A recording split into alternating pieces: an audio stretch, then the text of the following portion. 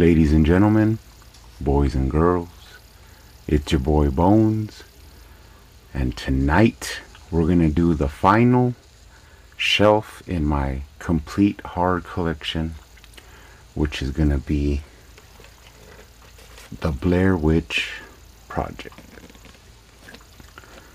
Now, of course, this movie is pretty controversial. A lot of people enjoy this movie, and a lot of people hate it. I do enjoy it. I mean, ever since I first seen it, it was pretty scary. I mean, you can't deny the fact that this was a game changer in movies, as far as that they took a really low budget movie and they made, I think, what, $250 million out of 60,000.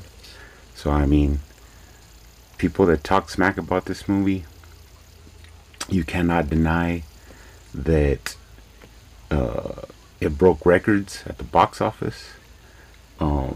It fooled a lot of people that thought it was a true story. And of course, it's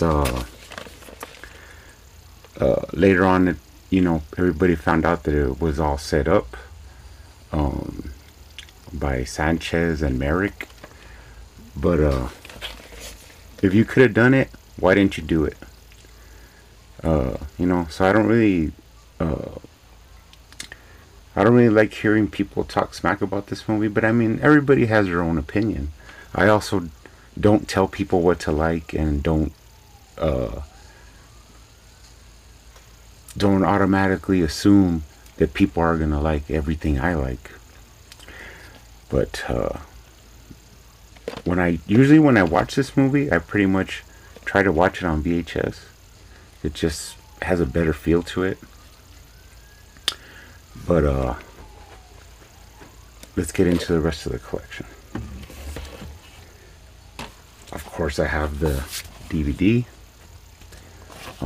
Not much to this artisan release, except you do get the Blair Witch, the Curse of the Blair Witch is on here, and a couple other little features, the legacy, some of the mythology behind the Blair Witch. Of course, you have Heather Donahue, Michael Williams, and Josh Leonard, who were all actors that they hired. And there's a lot of documentaries on YouTube, and that you could see the way they actually like set up the movie and all that, which was pretty ingenious. And like I said before, if anybody would have had the thought of making this movie first, and they wouldn't be talking smack about it. But recently I picked up this sealed copy, just for the fun of it. Now, I do own this on Blu-ray.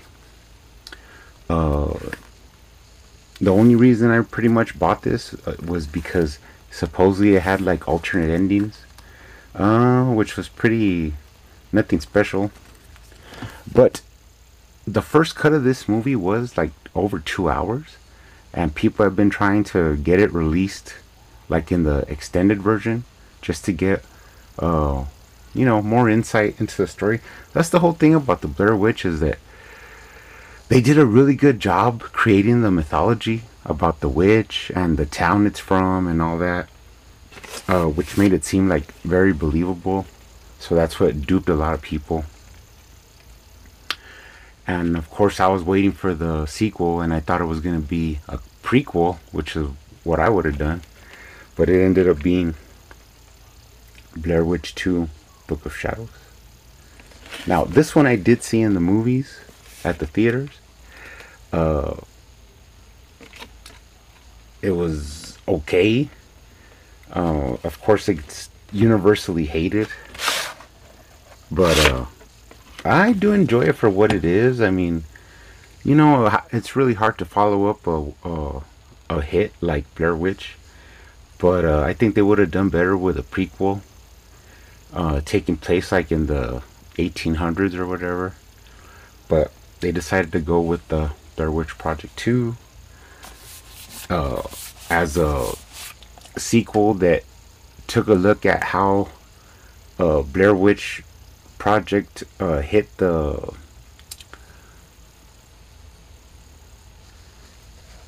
media, and how people saw it, like the different ways it came through the media. I mean, of course there's been a lot of uh, spoofs on it, and it's become part of our horror genres. So I mean, it started the whole found footage. Of course, I think it was in the Blair Witch Project when it said their footage was found. That's where the term found footage comes from. This one was pretty cool because it had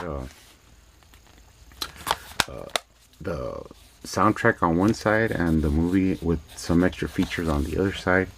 That Ezra or whatever was all right. I mean, in that day, in those days, the internet wasn't really as big. So I mean, if you got into the whole mythos of the Blair Witch Project, then you kind of like had a lot of stuff to look into. Like this, of course, this is my dossier of the Blair Witch Project, and this goes really in depth behind the movie. I mean, pretty much the written story behind the movie that was all made up by the directors. That was pretty awesome. They did a good job of filling out the mythos, and if you get this dossier, you get like a little bit more insight. Heather's journal, stuff like that. It's pretty cool.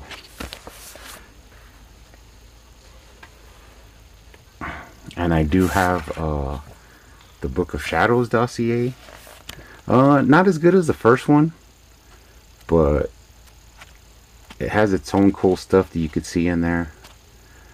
Files on all the characters, and pretty cool to have it in the collection. Then of course I have the Ultimate Experience. This of course has the two movies, and it also has the three PC games.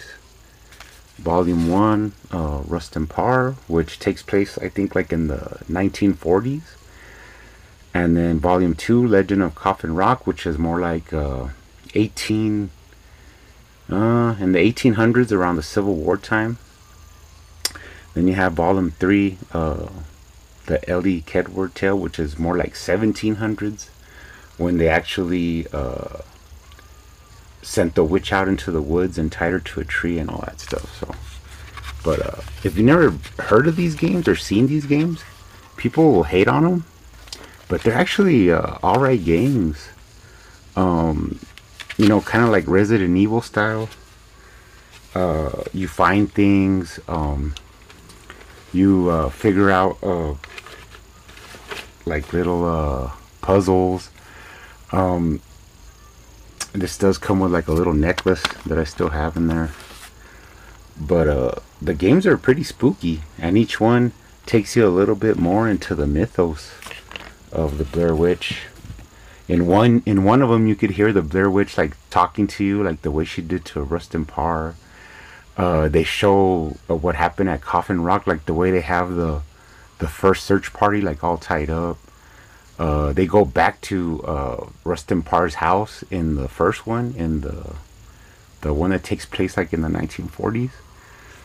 It's, if you ever want to get more in depth, you could check out the games, but I mean, they're kind of passé now, but it's pretty interesting actually.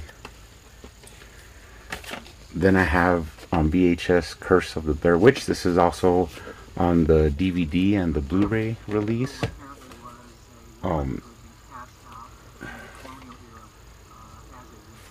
think that came out on a Sci-Fi Channel when the movie was like really hitting.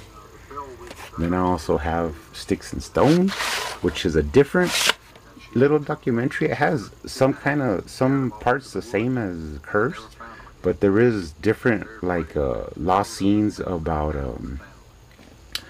let's see, Curse of the Blair Witch has like deleted scenes, kind of. You could tell they're like reshoots, where they're like in the tent, all three of them. And then this one has one where Mike is crying and telling Heather that it's not her fault, and pretty cool. Now this is one of my prized possessions.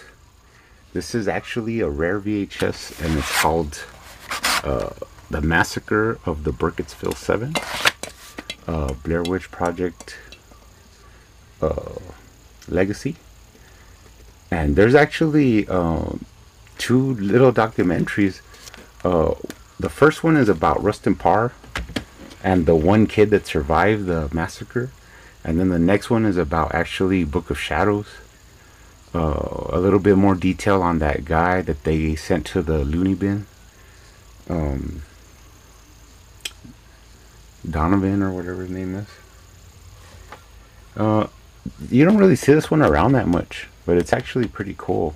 You could see it on YouTube now, I think. And then of course with the long awaited Blair Witch sequel. I did see this at the movies. Was okay. I mean, I didn't hate it, but it wasn't great. They added more to the mythos. I mean, what can you say? Well, who directed this one? What's his name? Adam Wingard. It's okay. It has its cool scenes. Like I said, not the best. I still would have went with the prequel about Ellie Kedward, but I mean, you gotta take what they give you. So anyways, guys, this is the last shelf of my horror collection.